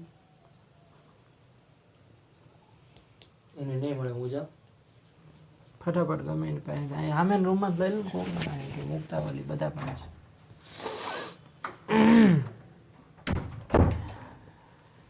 उसमें लिखा मिलना चाहिए प्रमाण के रूप में, तब होगा। क्योंकि प्रश्न कभी कभी क्या संदेह मतलब प्रश्न कभी कभी कभी उठ सकता है, तो अब मिलना चाहिए, ये चीज़ होनी चाहिए, होनी ही चाहिए। चरम संस्कार भी होना चाहिए, चरम संस्कार भी होना चाहिए। तो वो चरम संस्कार के द्वारा जब नाश हो गए ना संस्कार का, तो वो संस्कार का नाश तो संस्कार से ही हुआ ना, और संस्कार ठीक किसी से नहीं ना हुआ, चिरकाल से हुआ। तब तो आपने कह दिया अरे देखो उसमें मुझे कहाँ थोप रहे हो, उसमें निकालो वहाँ।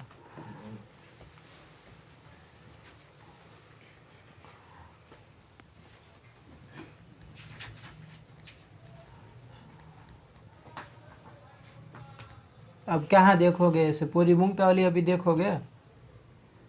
और स्मृति में जाओ सीधा, वो शब्द खंड खत्म करके आगे बढ़ो फटाफट। अब वो शब्द खंड खत्म करके आगे बढ़ो।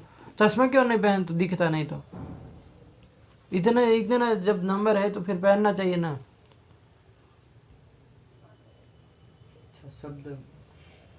शब्द खंड खत्म करके आगे बढ़ो फटाफट। अब उसमें कहाँ देख रहे हो, शब्द खंड तुमको नहीं पता चलता, ऊपर लिखा रहता है शब्द खंड। बड़े विचित्र लोग हैं भाई ये तो। देखो ये तो वो उसमें मिलना चाहिए तभी कुछ कह पाएंगे। उसमें देखते जाओ, लाइन पढ़ते जाओ, संस्कार की कुछ बात आए तो बोलना। अरे मुझे नहीं सुनना है, तुम अपने से फटाफट नजर को घुमा ऊपर मूल मूल में। हाँ अरे कोई भी मुक्तावली से मतलब है महाराज जी, किरणावली मूल से मतलब है, मूल में ही लिखा है। संस्कार की बात कुछ लिखी हो, संस्कार की कुछ भी बात आए तो तुरंत उसमें पकड़ो। अरे एक एक लाइन कहाँ पढ़ रहे हो पागल, फटाफट एक फलस्य संस्कार नाशकत्वाभावात् कालस्य रोगस्य चरम फलस्य वा सर्वत्र संस्कार नाशकत्वम्। चरम फलस्य, फलस्य चरम फलस्य दिया क्या क्या, फिर से बोलो तो।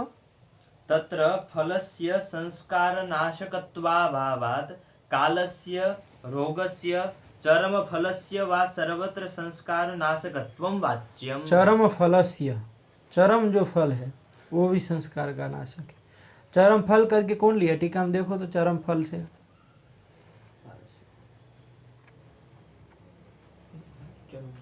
चरम फलस्य वाच्यम्। चरम फले वै जात्यं काल्पयित्वा तेन रूपेण नाशकत्वं वाच्यम् इति। चरम फले वै जात्यं काल्पयित्वा कल्पयित्वा तेन रूपेण नाशकत्वं वाच्यम् इति भावः। ऐसा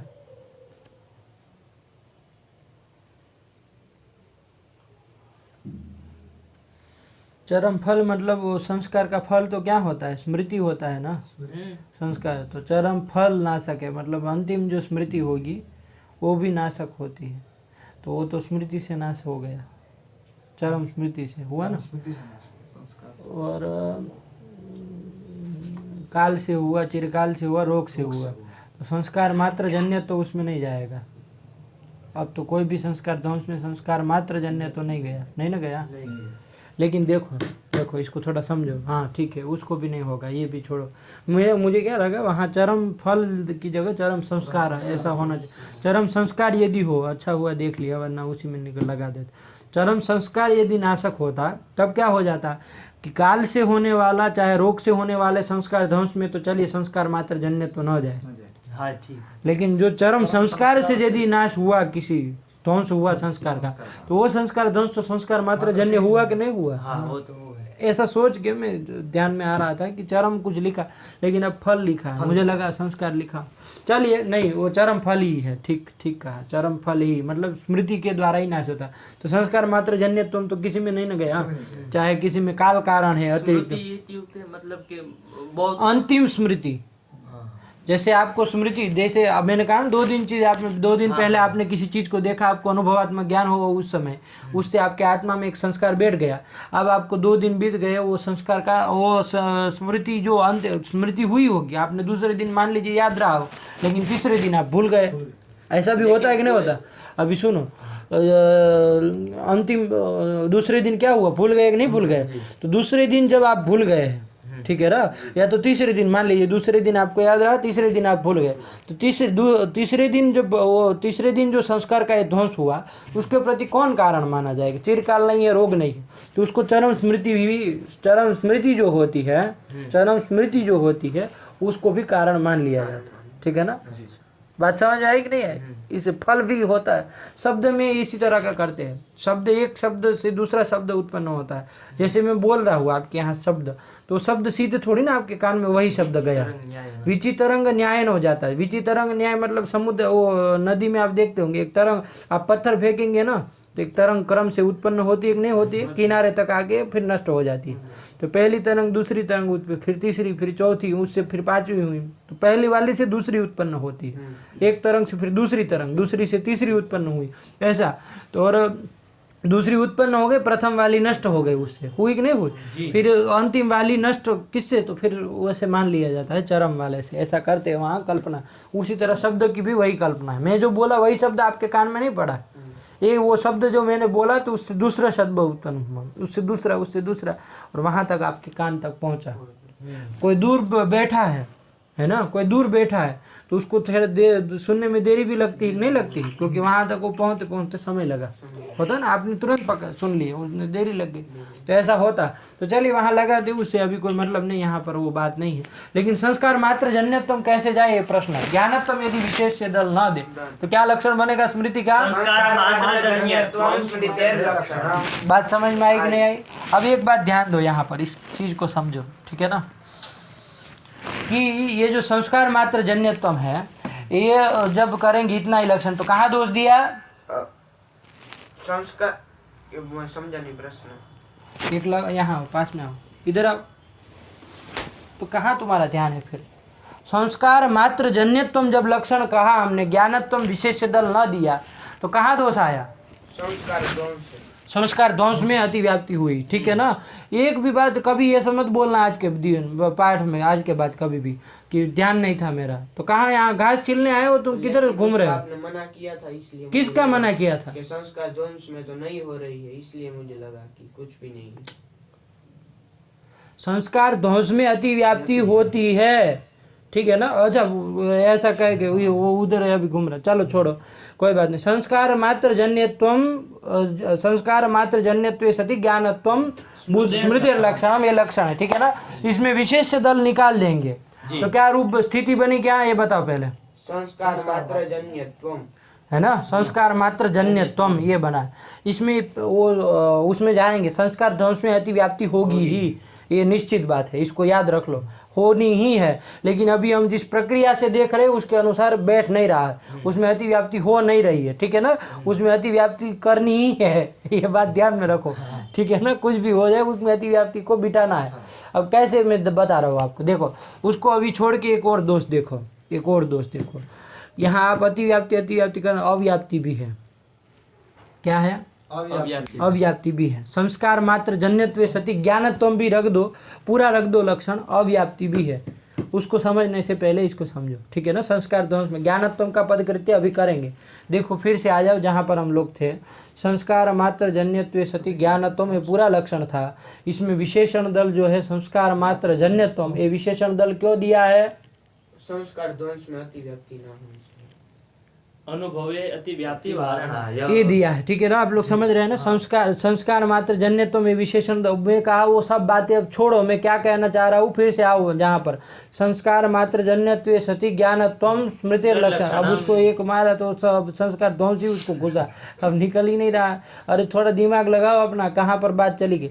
संस्कार मात्र जन्यत्व सति ज्ञानत्वम स्मृति लक्षण में कर दिया, इसमें विशेषण दल आप न दे, केवल क्या कहे ज्ञानत्वम, तो कहाँ दोष आएगा? जाएगा? अनुभव में प्रतिभिज्ञा में अतिव्याप्ति आएगी। उसका वारण करने के लिए हम पूरा विशेषण दल दे देंगे। संस्कार मात्र जन्यत्व ये दे दिया तो उसमें अतिव्याप्ति नहीं होगी, ये बता दिया शुरुआत में। उसके बाद ये आपको ये बताया कि ये जो है क्या कहते हैं, मात्र पद यदि न दे, मात्र पद न दे तो कहाँ दोष आएगा? में अतिव्याप्ति हो जाएगी। इसका वारण करने के लिए मात्र पद दिया। कुल मिला के लक्षण का स्वरूप क्या बना? संस्कार मात्र जन्यत्वे सति ज्ञानत्वं स्मृतेर लक्षणम। हाँ, अब और ज्ञानत्वम का पद कृत्य करने से पहले, उसका विचार करने से पहले एक बात समझ लो, ये जो लक्षण है इस स्थिति में दोष है, यहाँ दोष है। संस्कार मात्र जन्यत्वे सति ज्ञानत्वम स्मृति लक्षणम, मतलब क्या कहा? अर्थ क्या है इसका? मतलब क्या है इसका? संस्कार मात्र से जन्य हो और किसी से जन्य नहीं होना चाहिए। संस्कार मात्र से जो जन्य हो है ना, और ज्ञान हो, वही स्मृति है। बस यही आया ना। संस्कार से इतर किसी से जन्य नहीं होना चाहिए और ज्ञान ही हो, उसी वही स्मृति है। बात समझ में आई? ये उसका लक्षण का मतलब हुआ। अब देखिए यहाँ दोष है। क्या दोष है? असंभव दोष है। आओ, इसी स्थिति में असंभव दोष है। क्या असंभव दोष? क्या कहा आपने लक्षण का स्वरूप? संस्कार मात्र जन्यत्वे सति ज्ञानत्वं स्मृतेर लक्षणम। संस्कार मात्र से जन्य का क्या मतलब है? संस्कार मात्र है, संस्कार से ही जन्य होना चाहिए और किसी से नहीं जन्य होना चाहिए। और किसी से जन्य नहीं होना चाहिए। मतलब संस्कारेतर से अजन्य होना चाहिए। हाँ। संस्कारेतर से, संस्कार के इतर जो भी है उससे क्या होना चाहिए? अजन्य होना चाहिए। तो पूरा यदि तो मात्र का वो अर्थ बोल देना हो तो क्या बोलेंगे? संस्कारेतरा जन्यत्वे सति, संस्कार जन्यत्वे सति ज्ञानत्वं स्मृतेर लक्षणम। क्या? संस्कारेतरा जन्यत्वे सति, संस्कार जन्यत्वे सति ज्ञानत्वं स्मृतेर लक्षणम। ये मात्र का हमने अर्थ निकाल लिया, ठीक है ना, जो पहला आया। आप ये मत सोचना कि तीसरा फिर कहाँ से आ गया, दो ही था। वो मात्र का जो अर्थ है उसी को हमने बोल दिया शब्द से, ताकि समझ जाए लोग कि मात्र का यही तत्व। बार बार आपको अर्थ न पूछना पड़े कि क्या इसका समझे, ठीक है ना। क्या हो जाएगा लक्षण? संस्कारेतरा जन्यत्वे सति, संस्कार जन्यत्वे सति ज्ञानत्वं स्मृतेर लक्षणम। मतलब संस्कार से इतर से जन्य नहीं होना चाहिए, अजन्य होना चाहिए। संस्कारेतर जो भी है उससे अजन्य हो, संस्कार से जन्य हो और ज्ञान हो, वही स्मृति है। तो अब तो नहीं ना अतिव्याप्ति होगी, वो उसमें अनुभव प्रत्यभिज्ञा में कहीं अतिव्याप्ति नहीं ना होगी, क्योंकि वो सब जो है वो संस्कार से इतर, प्रत्यभिज्ञा जो है वो संस्कार इतर किससे जन्य है? अनुभव चक्षुरिंद्रिय। चक्षुरिंद्रिय, तो संस्कारेतर चक्षुरिंद्रिय उससे जन्य है कि नहीं है? तो संस्कारेतरा जन्य तो गया उसमें? नहीं गया, क्योंकि वो तो संस्कार इतर से जन्य है, अजन्य तो नहीं गया, जन्य ही है। तो इसीलिए अतिव्याप्ति नहीं होगी। बात समझ में आई कि नहीं आई?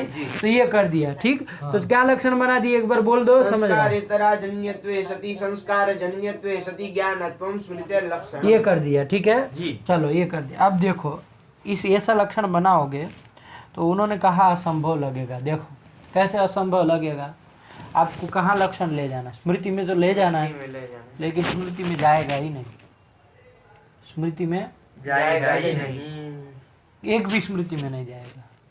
कैसे नहीं जाएगा? आप कहेंगे संस्कार इतर से अजन्य भी है, संस्कार से ही जन्य है और ज्ञान भी है, तो जाना तो चाहिए, है कि नहीं है? असंभव कैसे कह रहे हैं?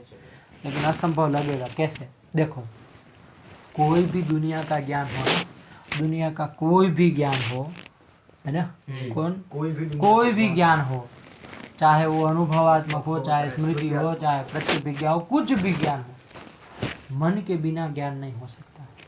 क्या? मन के बिना ज्ञान नहीं हो सकता है, ठीक है ना। मन के बिना ज्ञान नहीं हो सकता, ठीक है ना। कोई भी ज्ञान नहीं हो सकता, मतलब ज्ञान मात्र के प्रति, मतलब सकल ज्ञान जितने भी ज्ञान है उसमें मन की कारणता जरूर है, मन कारण जरूर है उस ज्ञान में। बात समझ में आई? ठीक है ना, मन कारण जरूर है, ठीक हुआ। ठीक, क्या? कोई भी कारण हो, कोई भी ज्ञान हो, उसमें मन के बिना ज्ञान नहीं हो सकता, इसलिए मन कारण है। सब ज्ञान, सर्व ज्ञान मात्रम प्रति, क्या बोलोगे? ज्ञान मात्रम प्रति मनः कारणत्वम, मनसः कारणत्वम, मनः कारणम। एक ज्ञान मतलब सकल ज्ञानम प्रति मनः कारणम। तो स्मृति भी ज्ञान है, उसमें भी मन कारण होगा कि नहीं? मन न हो तो ज्ञान नहीं हो सकता। तो मन की कारणता है कि नहीं है? देखो आपने लक्षण क्या बनाया स्मृति का? संस्कारेतरा जन्यत्वे सति, संस्कार जन्यत्वे सति ज्ञानत्वं स्मृतेर लक्षणम। जाएगा? आप बताओ एक भी स्मृति में नहीं जाएगा। क्यों? क्योंकि संस्कारेतरा कह दिया, तो संस्कार इतर से कोई किसी से जन्य न हो और संस्कार मात्र से जन्य हो तो संस्कार इतरा तो गया ही नहीं, क्योंकि मन से ही संस्कार एतरा क्या है? संस्कार एतरा ये क्या होता है? पूरा दल बोलो। संस्कार मात्र से, एक ही में बोलूं तो चलेगा? एक ही क्यों? घंटा साला लंट यहाँ घंटे एक से साले मर रहे हैं समझाने के लिए, एक ही बोलोगे तुम? संस्कार इतरा अजन्य कहा तो संस्कार एतरा जन्यत्व कहा, संस्कार इतरा जन्यत्व कहा तो वो पद स्मृति में नहीं गया। क्यों? क्योंकि संस्कार इतर से जन्य है, यहाँ पर तो मन से जन्य है स्मृति। हटाओ ना, संस्कार इतर हो गया, संस्कार इतर हो गया, संस्कार से इतर कौन हो गया? मन हो गया। उससे अजन्य है क्या स्मृति? नहीं है। क्या है? उससे जन्य ही है। तो प्रथम दल नहीं ना गया, कोई भी जन्यत्वम नहीं गया। प्रथम दल जो है वो नहीं गया, तो कोई भी स्मृति में नहीं गया तो क्या हो गया? लक्ष्य मात्र में जब लक्षण न जाए तो क्या होता है? असंभव होता है। बड़ा विचित्र। ये संस्कार एतरा जन्यत्व ये कहाँ से निकाले थे हम? मात्रपद से निकाले थे। चलो पकड़ लिया, ठीक है, मात्रपद से हम निकाला था। अब देखो वो मात्रपद नहीं देते हैं तो क्या समस्या? तो प्रत्यभिज्ञा में अतिव्याप्ति क्या आ जाती है? प्रत्यभिज्ञा में अतिव्याप्ति, ठीक। और यदि मात्रपद दे देते हैं तो क्या होगा? असंभव। स्मृति में असंभव नामक दोष। थोड़ा इसको बोलने तो, जब उसके सामने तो देख के पूछता हूँ तो आप लोग समझा करो कि क्या करें। क्या मात्रपद देंगे तो स्मृति में असंभव आता है। हाँ, और मात्रपद नहीं दे तो प्रत्यभिज्ञा में अतिव्याप्ति आती है। बात समझ में आएगी नहीं? जी, बड़ा विचित्र हो गया है। उभय तो पास आ रहे है ना, बांध दिए गए। आप मात्र को छोड़ भी नहीं सकते और रख भी नहीं सकते। छोड़ेंगे तो अतिव्याप्ति और रखेंगे तो असंभव। दिमाग खराब है कि नहीं? तो क्या किया जाए फिर? कुछ बीच वाला रास्ता निकालना पड़ेगा ना, अतिव्याप्ति भी ना हो और असंभव भी ना हो। देखो एक बात, संस्कार मात्र जब पद देंगे ना तो उसका मतलब सीधे देखने जाए तो यही होता है कि संस्कार से ही जन्य हो, संस्कार से इतर किसी से जन्य न हो। वस्तुतः यही अर्थ आता है, ठीक है ना? मात्र पद दे देने से आप रोटी मात्र ही खाओ तो इसका मतलब और कुछ मत खाओ, रोटी से इतर, यही उसका मतलब होता है। लेकिन यहाँ समस्या आ रही है कि नहीं आ रही है? मात्र का यदि ऐसा अर्थ कर रहे हैं, संस्कार एतरा जन्यत्व अर्थ कर रहे हैं तो दोष आ रहा है कि नहीं? क्या दोष आ रहा है? तो स्मृति में असंभव नामक दोष। असंभव, सीधे बोलो। असंभव का मतलब ही लक्ष्य, किसी में लक्ष्य में नहीं गया लक्षण, ठीक है ना? तो असंभव आएगा, ठीक है ना? दो असंभव होगा तो ये समस्या हुई। इसलिए हम क्या करेंगे? मात्र जो पद दिया ना उसका अर्थ क्या करेंगे? संस्कार एतरा जन्यत्व नहीं करेंगे। क्या करेंगे? तरा जन्यत्व नहीं करेंगे। क्या अर्थ करेंगे? बहिरिंद्रिया जन्यत्व। क्या करेंगे? बहिरिंद्रिया जन्य। इसको समझाऊंगा, घबराओ मत। इस शब्द को याद रख लो। बहिरिंद्रिया जन्यत्व अर्थ करेंगे। मात्र पद का अर्थ संस्कारेतरा जन्यत्व नहीं करेंगे। क्या करेंगे? बहिरिंद्रिया जन्यत्व अर्थ करेंगे। तो क्या बन जाएगा? बहिरिंद्रिया जन्यत्वे सति संस्कार जन्यत्वे सति ज्ञानत्वं स्मृतिर्लक्षणम्। क्या बोला? बहिरिंद्रिया जन्यत्वे सति संस्कार जन्यत्वे सति ज्ञानत्वं स्मृतिर्लक्षणम्। हाँ, मात्र का ही वो अर्थ है, इसलिए बार बार मात्र, फिर दूसरी बार मत बोलना। मात्र बोला था, मात्र बोला तुम जब पहली बार जब बोलने के लिए कहा तब। अब उसका अर्थ जब निकाल के रख दिए फिर से मात्र बोल के क्या वहाँ छोक मारना है क्या तुमको? वहाँ तो एक बार उसी का तो अर्थ कर रहे। पहला जो दल है वो मात्र से ही निकाला है।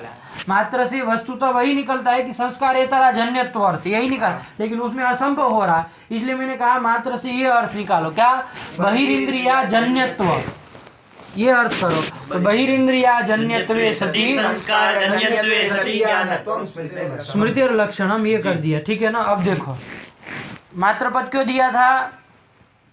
मात्र पद प्रत्यभिज्ञा में अतिव्याप्ति के बारे में वारण करने के लिए। अब देखो जब मात्र पद दे दिया और उसका अर्थ क्या कर दिया हमने अभी? बहिरिंद्रिया जन्यत्व। देखो वारण हो जाएगा। वो प्रत्यय स्वयं देवदत्ता जो प्रत्यभिज्ञा हुई थी आपको, स्वयं देवदत्ता, वो जो ज्ञान था वो किसके किसके द्वारा? एक तो संस्कार से जन्य, और किसके द्वारा जन्य था? चक्षुरिंद्रिय। तो देखिए इंद्रियों में 6 इंद्रिय बताई ना, कौन कौन? क्रम से बोलना। घ्राणेन्द्रिय, रसनेन्द्रिय, चक्षुरेंद्रिय, त्वगेंद्रिय और श्रोत्रेंद्रिय और मन। देखो अब 6 गिन पाया ना, तुमको पता चला, वरना उधर उस बार इधर से उधर कर रहा था ना। सुनने वाले को पता कितनी बोला ना, बोलने वाले को पता। तो इसलिए क्रम का महत्व रहता है। तो ये कर दिया, ठीक है। अब देखो इसमें से तुम बता सकते हो कि कितनी बहिर इंद्रिय इसमें से हो सकती है और कितनी अंतर इंद्रिय हो सकती है? जी। कौन कौन? देखो घ्राणेन्द्रिय है, फिर घ्राणेन्द्रिय, रसनेन्द्रिय, चक्षुरेन्द्रिय, त्वगेन्द्रिय और श्रोत्रेन्द्रिय, ये बहिरेन्द्रिय हो गई। और एक अंतरिंद्रिय, अंतरिंद्रिय हो गई मन। ठीक, बस मन हो गए। बात समझ में आई कि नहीं आई? अब देखो स्वयं देवदत्त जो था वो किसके द्वारा संस्कार जन्य था और किसके द्वारा जन्य था? चक्षुरेन्द्रिय। चक्षुरेन्द्रिय कैसी इंद्रिय है? बहिरेन्द्रिय। तो बहिर इंद्रिय से क्या है? वो जन्य है। तो पहला दल हमारा लक्षण में क्या था? बहिरेन्द्रिया जन्य। वो जाएगा उसमें? नहीं जाएगा। अतिव्याप्ति का वारण हुआ कि नहीं हुआ? बात समझ में आई? अतिव्याप्ति का वारण होगा। अब आओ, अब असंभव जो हो रहा था वो होगा कि नहीं होगा? अब देखो असंभव होगा कि नहीं होगा? असंभव क्यों हो रहा था? क्योंकि हमने मात्र पद का अर्थ संस्कारेतरा जन्यत्व ये ऐसा किया था। हाँ, बहुत अच्छे। चलो, इतना समझ रहे हो तो फिर गलत क्यों बोलते हो? हैं? इतना तुमको समझ में आता है, भगवान ने प्रतिभा दी है, तो फिर क्यों उसका दुरुपयोग करते हो? सही से बोलो, अच्छा समझते हो। तो ये कर दिया, ठीक। तो संस्कारेतरा जन्यत्व जब कह दिया, ऐसा करते थे तब असंभव आ रहा था। क्यों आ रहा था इसको बताओ? क्योंकि स्मृति तो मन से भी जन्य है। हाँ, तो घटाओ ना, क्यों नहीं जा रहा था? ऐसे बोलो ना, मन से भी जन्य। संस्कारेतर हो गया मन, हाँ, और उससे जन्य हो गई स्मृति। तो असंभव, तो अजन्यत्व नहीं गया, तो वो दल नहीं गया, तो असंभव हो रहा है कारण। लेकिन अब हमने मात्र का अर्थ क्या कर दिया है? बहिरेन्द्रिया जन्यत्व। तो देखो स्मृति है वो किससे जन्य है? संस्कार से और मन से। तो मन का बहिर इंद्रिय है क्या? बहिर इंद्रिय कौन कौन है? घ्राणेन्द्रिय, रसनेन्द्रिय, चक्षुरेन्द्रिय, त्वगेन्द्रिय और श्रोत्रेन्द्रिय। यही सब क्या है आपकी? बहिर इंद्रिय। इससे जन्य है क्या वो स्मृति? तो बहिर इंद्रिय से अजन्यत्व चला गया कि नहीं गया? संस्कार जन्यत्व गया कि नहीं गया? ज्ञानत्व गया कि नहीं गया? तो स्मृति में लक्षण समन्वय भी हो गया, तो असंभव भी वारित हो गया और उधर अतिव्याप्ति भी वारित हो गई। बात समझ में? इसलिए हमको मात्र का ऐसा अर्थ करना पड़ा, ध्यान देना, मात्र का इस तरह से अर्थ करना पड़ा, मात्र पद को दे, वरना मात्र से ऐसे आता नहीं है ना, सीधे वही आ जाए संस्कार इतर से अजन्य हो, लेकिन उसमें दोष आ रहा है ना, इसलिए हमने थोड़ा संकुचित कर दिया। संस्कार इतर से सब नहीं लेना है, केवल बहिर इंद्रिया ही लेनी है, उससे अजन्य होना चाहिए, बाकी मन से जन्य हो तो हमें कोई दिक्कत नहीं। बात समझ में आई? ये उसका निष्कर्ष सार निकला। अब आओ, क्या निकला लक्षण का स्वरूप?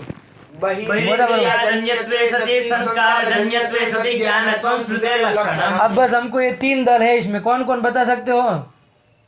बहिरेन्द्रिय जन्यत्व प्रथम, दूसरा संस्कार जन्यत्व ये द्वितीय, और ज्ञानत्व ये तृतीय। अब बता, प्रथम दल नहीं दोगे तो क्या लक्षण का स्वरूप रहेगा? संस्कार जन्यत्व सति ज्ञानत्व स्मृति। कहाँ दोष आएगा? बस इतना ही बोलते जाना है। अप्रत्यभिज्ञा में। अप्रत्यभिज्ञा में कि प्रतिभिज्ञा? हाँ, तुम इधर वाले की तरह मत हो, अस्पष्ट वाले मत बन जाओ। प्रतिभिज्ञा में, ठीक है ना? इसलिए प्रथम दिया, प्रथम दे दिया तो वारण हो जाएगा। क्यों? क्योंकि प्रत्यभिज्ञा है वो तो बहिरेन्द्रिय से जन्य है। बस हो गया, बस अब कुछ नहीं कहना, समझिए। नंबर 2 का दल निकाल दो तो क्या लक्षण का स्वरूप बनेगा? बहिरेन्द्रिय जन्यत्व सति ज्ञानत्वम स्मृति लक्षण। बस इतना ही कह दो। चलो अब बताओ, बहिरेन्द्रिय जन्यत्व सति ज्ञानत्वम, इतना ही रखो। बहिरेन्द्रिय से अजन्य हो और ज्ञान हो, बहिरेन्द्रिय से अजन्य स्मृति है, ज्ञान है स्मृति, तो बस हो गया स्मृति में लक्षण समन्वय। तो यही रखो ना। कोई दोस्त तो आ रहा है क्या? नहीं आ रहा। अरे पंडित जी, मैंने आपको अनुमिति बताई थी, कुछ अनुमिति होती है कि नहीं होती है? वो कौन इंद्रिय से जन्य होती है? वो किसी इंद्रिय से नहीं होती है। नहीं ना होती है, चक्षुर आदि बहिर इंद्रियों से जन्य नहीं ना होता है। तो बहिर इंद्रिय से अजन्य तो उसमें गया कि नहीं गया? ज्ञान है तो उसमें गया कि नहीं गया? तो क्या हो गया? उसमें अनुमिति इत्यादि में अतिव्याप्ति हो जाएगा। अनुमिति और इत्यादि से उपमिति शब्द, प्रत्यक्ष में मानस प्रत्यक्ष में, हाँ कह सकते हैं। बहिर इंद्रिया जन्य तो उसमें मानस प्रत्यक्ष में भी कह सकते हैं, ठीक है, क्योंकि वो मन इंद्रिय से ही जन्य है, उससे तो है नहीं, ठीक है ना? ध्यान रखिएगा थोड़ा। तो ये कर दिया, ठीक। इसने में अतिव्याप्ति हो जाएगी। और भी संशय आदि में भी संशय आदि में तो चलिए मान लीजिए किसी तरह हो भी सकता है, इंद्रिय बहिर इंद्रिय जन्य तो चलिए इसमें क्या हो जाएगा? अनुभव में अनुमिति आदि में अतिव्याप्ति। अनुभव में कहा? अनुभव तो चाक्षुष प्रत्यक्ष भी अनुभव है, मतलब प्रत्यक्ष तो घंटा साला ऐसा चलेगा अनुभव में अतिव्याप्ति? मूर्ख तरीका, इतना विवेक नहीं है तुमको। अनुभव और चाक्षुष प्रत्यक्ष एक होता है, मानस प्रत्यक्ष और अनुमित्यादि में अतिव्याप्ति बोलने में नानी मर रही तुम्हारी। क्या कहाँ अतिव्याप्ति है? अनुमित्यादि में अतिव्याप्ति है, ठीक है ना। एक पकड़ो, बात समझ में आई। इसमें अतिव्याप्ति हुई, इस अतिव्याप्ति का वारण करने के लिए कौन दल दे देंगे? दूसरा वाला संस्कार मात्र जन्यत्व, हैं? संस्कार मात्र जन्यत्व, ये पद दे देंगे।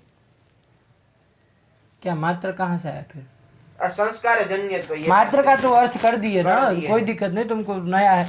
लेकिन ध्यान रखो, वो मात्र कहाँ से बोलोगे? वो मात्र का अर्थ तो कर ही दिया, प्रथम दल ही मात्र का अर्थ है, इतना ध्यान में रखो। अब मात्र दूसरी बार मत बोलना। क्या संस्कार जन्य तो दे दिया, अब जब दे दिया तो उसमें अतिव्याप्ति होगी अनुमित्यादि में? संस्कार जन्य तो उसमें नहीं है। कहाँ वो संस्कार से जन्य है? बात समझ में आई? वो तो धूमादि लिंगादि ज्ञान होगा, जो जो होगा प्रक्रिया उससे होगा। संस्कार जन्य तो उसमें नहीं है। वारण हुआ, चलो अब दूध। अब आइए ज्ञानत्व। ज्ञानत्व को हटाओ, क्या लक्षण बनेगा? बहिरिंद्रियाजन्यत्वे सति संस्कारजन्यत्वं स्मृतिर्लक्षणम्। क्या? बहिरिंद्रियाजन्यत्वे सति संस्कारजन्यत्वं स्मृतिर्लक्षणम्। तुमको एक बात बताओ, सावधानी नहीं है, बोल जिह्वा तुम्हारे काबू में नहीं है, कुछ भी बोल देते हो।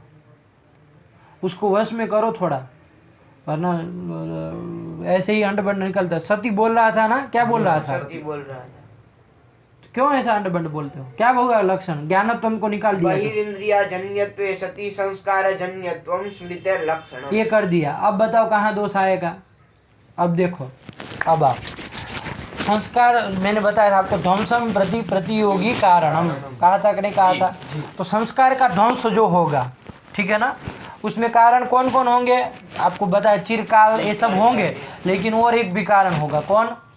संस्कार खुद कारण होगा, ठीक है ना। प्रतियोगी भी कारण होता है, तो वही। तो अब देखो, ये जो संस्कार का ध्वंस हो, चाहे चिरकाल से हो, चाहे चरम फल से हो, चाहे रोग से हो, किसी से भी हुआ, संस्कार से भी ध्वंस हुआ कि नहीं हो? संस्कार से जन्य भी संस्कार का ध्वंस है कि नहीं है? बात समझ में आई? और देखो अब अतिव्याप्ति होगी कि नहीं? प्रथम दल क्या था? बहिरिंद्रियाजन्यत्व। देखो घटा, बहिरिंद्रिय से अजन्य तो जाएगा कि नहीं जाएगा? संस्कार ध्वंस में। संस्कार ध्वंस जो है, संस्कार का जो नाश है, वो बहिरिंद्रिय से जन्य है क्या? किसी बहिरिंद्रिय से होता है क्या? नहीं ना होता है। तो बहिरिंद्रिया जन्य तो भी गया और संस्कार जन्यत्व भी गया। बात समझ में आई? संस्कार जन्यत्व भी गया, तो दोनों दल जले गए, तो क्या हो गया? संस्कार ध्वंस से अतिव्याप्ति कहीं हुई कि नहीं हुई? किसका लक्षण कर रहे थे? स्मृति का। कहाँ अतिव्याप्ति हुई? संस्कार ध्वंस में अतिव्याप्ति हो गई। बात समझ में आई? चलो हो गया समय। तो इसलिए वारण करने के लिए हमने ज्ञानत्व पद दे दिया। ज्ञानत्व दे देने से वारण हो जाएगा, क्योंकि ज्ञानत्व उसमें नहीं है, वो अभाव है, उसमें ज्ञानत्व नहीं जाएगा, तो वारण हो जाएगी। इस तरह से तीनों दल का पद आप लगा के आइएगा। भगवती नमः, पराम्बिकायै नमः, जगदम्बिकायै नमः। ठीक।